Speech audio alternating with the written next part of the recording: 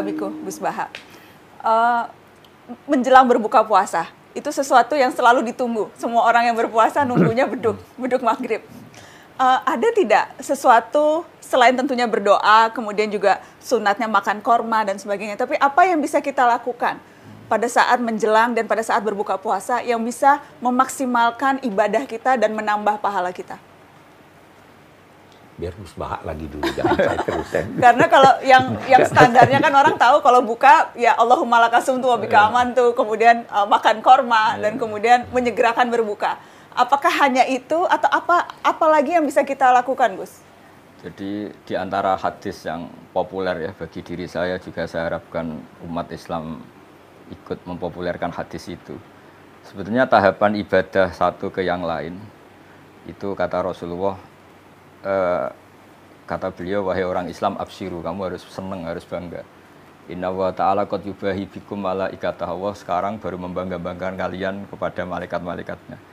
Yaitu kalian setelah melakukan satu fardu, kewajiban, menunggu fardu yang lain.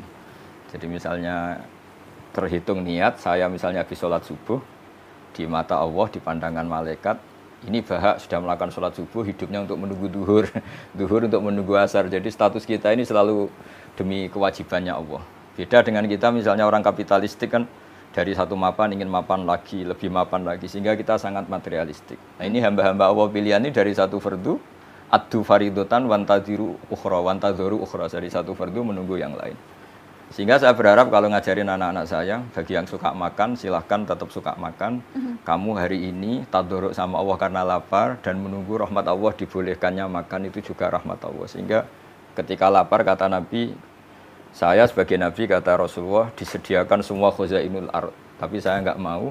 Walakin aju'u yauman wa asba'u yauman kata. Terus kata Nabi, kalau ketika asba'u fa ahmadullah, ketika aja'u fa atadurru ilallah. Ketika saya lapar, saya akan tadurru, ibadah saya jalur tadurru, jalur merasa lemah sebagai manusia. Ketika saya kenyang, jalur dekat Allah lewat muji Allah, lewat syukur gitu. Artinya saya ingin umat ini gini, ketika lapar, misalnya kita pejabat atau kita kiai besar, ternyata hanya segitu, kalau tidak makan lemes gitu. Betapa dhaifnya kita. Setelah makan kita syukur ya. Saya berharap dari satu kebaikan tadarruk menjadi kebaikan syukur, dari kebaikan syukur ke tadarruk. Jadi betul, bagus.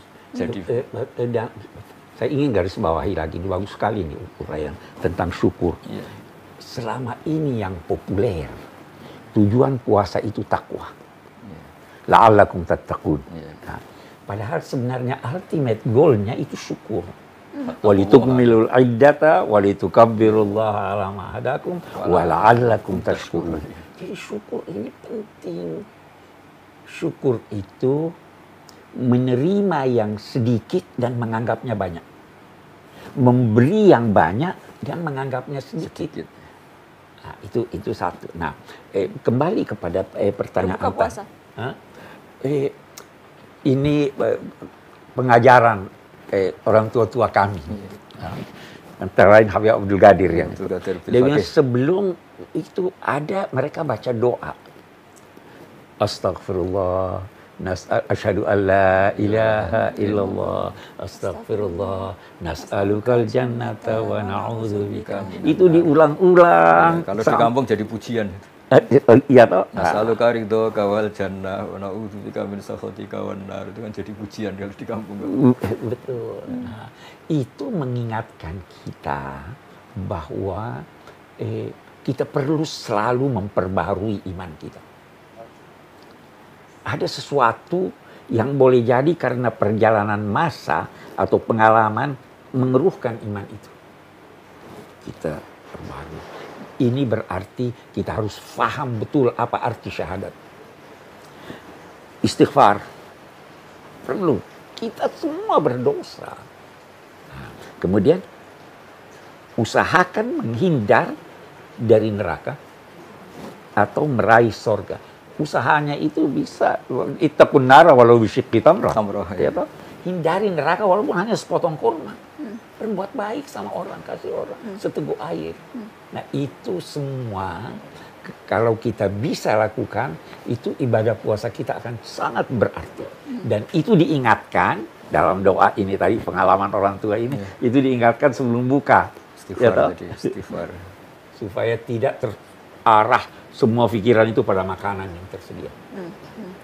Kalau tradisi berbuka Gus Baha dan keluarga biasanya seperti apa Gus? Langsung makan besar atau seperti penasaran pengen tahu?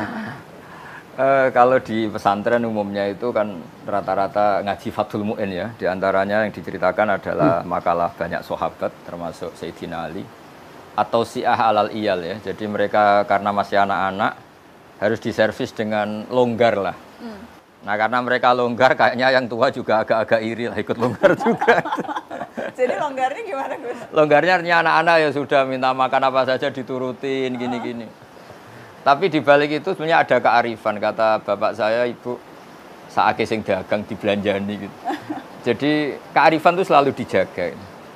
Saya punya cerita di kitab Bukhari, itu bagus sekali menurut saya. Suatu saat Nabi Ayub, kalau di Bukhari ini Nabi Ayub, dia setelah dihukum dan menjadi kaya raya lagi, kemudian dia melihat ada belalang dari emas, beliau ngambil banyak sekali. Terus ditegur sama Allah, masa sudah sekaya kamu masih ngambil belalang emas yang sebanyak itu. Terus kata beliau menjawab, wa may yaswa'u mir rahmatik.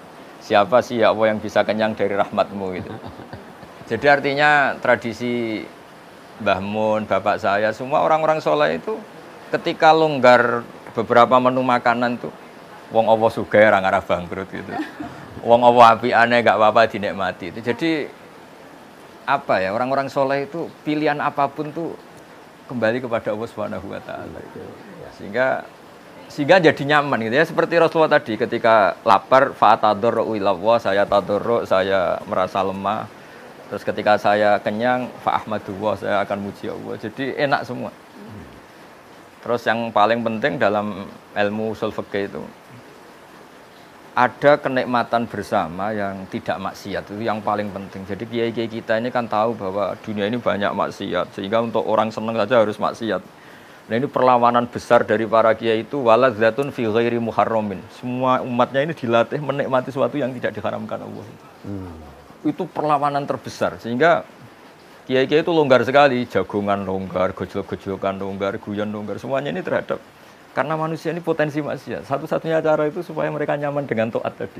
Qul bi fadlillah bi rahmati fa bidzalika falyafrahu. Diharapkan kalau sudah menikmati taat ini enggak nyari kenikmatan lewat jalur maksiat. Di sini hebatnya Rasulullah ngajarin kita wa qurratu aini fis shalat. Senang ketemu ulama, ketemu habib, ketemu orang-orang soleh. Sehingga ada tradisi. Alhamdulillah ketemu Pak Quraisy, ketemu Mbah Maimun, ketemu.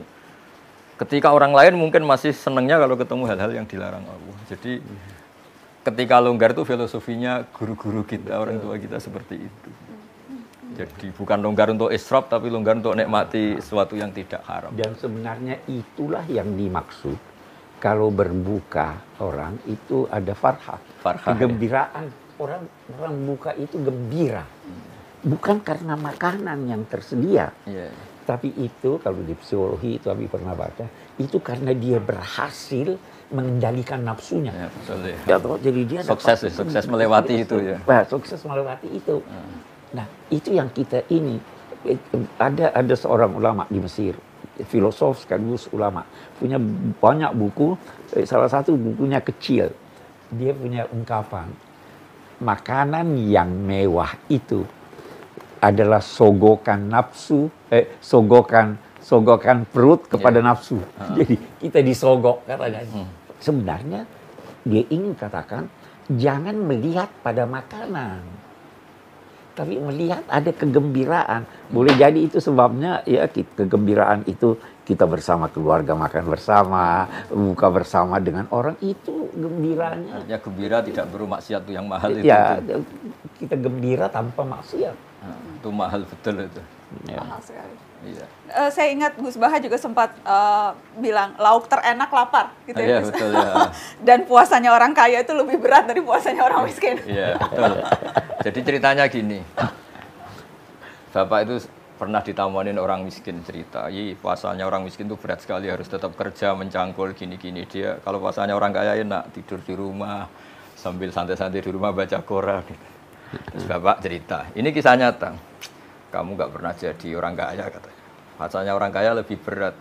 pagi-pagi ninggalkan makan pecel, siang sedikit rawon, nanti agak sore ninggalkan sate. Jadi yang ditinggalkan banyak. Kalau kamu kan biasa meninggalkan makan. Si miskin ini akhirnya tertawa. Ya sudah, ya sama saja ternyata. Intinya itu dulu pembelajaran supaya yang miskin tidak merasa paling heroik. Betul. Karena yang kaya juga heroik meninggalkan kongkoi-kongkoi di beberapa tempat yang biasa ngemil, biasa makan itu. Jadi itu hebatnya guru-guru kita. Kalau ngelatih logika ibadah itu sederhana, tapi orang itu akan ingat itu. Iya, saya tambahkan lagi di sini. Salah satu tujuan puasa itu melakukan perubahan positif. Kita terbiasa ini tadi yang terbiasa makan ini dengan puasa, kita hendaknya jangan melanjutkan kebiasaan itu. Kita terbiasa tidur, bangun, katakanlah sebelum matahari terbit supaya ini. Sekarang kita dibiasakan, bangun sahur, dibiasakan tahajud lah, dibiasakan ini. Jadi puasa itu tujuannya begitu. Perubahan ini perlu ada. Nah, karena itu kembali lagi perlu introspeksi. Perlu introspeksi. Pertanyaan tadi yang di awal soal doa berbuka puasa. Jadi pada prinsipnya semua doa bisa? Iya, semua doa bisa. Ada yang diajarkan Nabi atau amalan Nabi yang bisa kita tiru? Itu tergantung dari riwayat-riwayat. Ya, doa itu ada dua riwayat. Allahumma laka sumtu wa bika aftartu wa ala rizqika aftartu. Terus ditambah zahabat dhama'u wa abtalatil uruq, ya kan? Oke. Wa sabatal ajru insyaallah. Oke. Ada riwayat hanya sepotong. Ada riwayat potongan yang lain. Sementara ulama berkata, riwayat yang awalnya itu dhaif. Riwayat yang akhirnya itu benar. Nah, tapi buat Abi, doa apapun yang menunjukkan kesyukuran kepada Allah Subhanahu wa taala dalam bahasa apapun oke. Tapi kalau ini kita sudah hafal, kita sudah tahu, kita tinggal hayati maknanya. Hayati maknanya. Ya kan? Allahumma laka sumtu, ya Allah, karena engkau aku berpuasa. Wa bika amantu, saya percaya padamu. Wa ala rizqika aftartu, ini rezekimu, ini yang saya peroleh, yang saya makan, yang saya nikmati ini bersumber darimu. Tanamkan aja makna-makna itu. Seperti yang Gus Baha bilang, menghayati doa berbuka puasa kita bisa jadi wali. Iya betul. Bagaimana jadi caranya jadi wali dengan menghayati doa berbuka puasa, Gus Baha? Saya itu kan sering ya menghafalkan beberapa lafaz hadis. Di antara hadis populer yang saya hafalkan dan itu sahih di Muslim, innallaha ta'ala la yarda 'anil abdi idza akalal aklata fayahmadahu 'alaiha aw yashraba syarbata fayahmadahu 'alaiha. Itu kalau dalam bahasa Arab, inna itu sesungguhnya, pakai lam lagi, la yarda. Sesungguhnya Allah sangat ridho terhadap hambanya ketika makan satu asupan atau satu suapan dia bertahmid, minum satu kegukan dia bertahmid. Dan itu cara paling mudah, memang makanan pertama iftar itu pas berbuka itu. Nah, kalau orang diridhani Allah itu kan sudah di atas wali itu, karena Allah ridho itu kan sangat tinggi sekali, makom tertinggi seorang hamba kan radhiyallahu anhum wa radu anhu beberapa. Nah, makanya saya tadi bilang sebetulnya tradisi guru-guru kita di kampung itu malah kalau iftar itu ya biasa aja, longgar, bukan karena apa ya. Kok anak-anak puasa kok dibatasin, nanti ganggu syukurnya. Jadi kalau perasaan kita seperti itu, ganggu syukurnya, makanya ngikuti Fathul Mu'in tadi atau si'ah alal iyal, ya yang longgar saja, meskipun tentu tidak berlebihan. Karena takutnya nanti suasana keluarga karena jangan ini, sholat dulu gini. Kalau dalam guyonan kiai-kiai, nanti kamu sholat demi menyenangkan makan, mendingan menyenangkan makan demi sholat. Itu ada ilmunya, kata Nabi kan gitu. Ketika makanan sudah disiapkan, kamu makan dulu baru sholat. Supaya sholatnya biarin karena sudah makan. Jangan dibalik. Sholat dulu biar makannya enak. Ini kan berarti sholat. Jadi guru-guru kita meskipun guyon, tapi filosofi itu luar biasa. Betul. Jadi ya sudahlah kayak umumnya orang saja, gak usah terlalu berdele-dele. Jadi ketika saya sering ceramah lah atau ngaji, bilang makan bisa jadi wali itu di sini. Apalagi darinya Rasulullah SAW. Dulu Nabi makan itu satu cara untuk nafyu rububiyah. Sehingga di sebagian ayat Nabi disifati wa ma arsalna qablaka minal mursalin illa innahum la yaquluna ta'am. Tapi ini bukan sekedar makan, karena Nabi Muhammad jadi nabi setelah Nabi Isa, karena terlalu sempurna dianggap Tuhan. Makanya Nabi menunjukkan kalau nggak makan itu lapar. Beliau makan untuk memaklumatkan saya ini manusia, tidak Tuhan.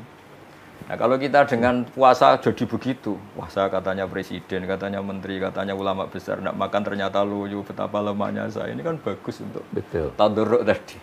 Iya. Nah nilai-nilai itu yang menjadikan ini super tadi ya, ketika lapar ya ibadahnya super, tadarruk, ketika makan juga super karena tahmid tadi, ya kita berharap begitu.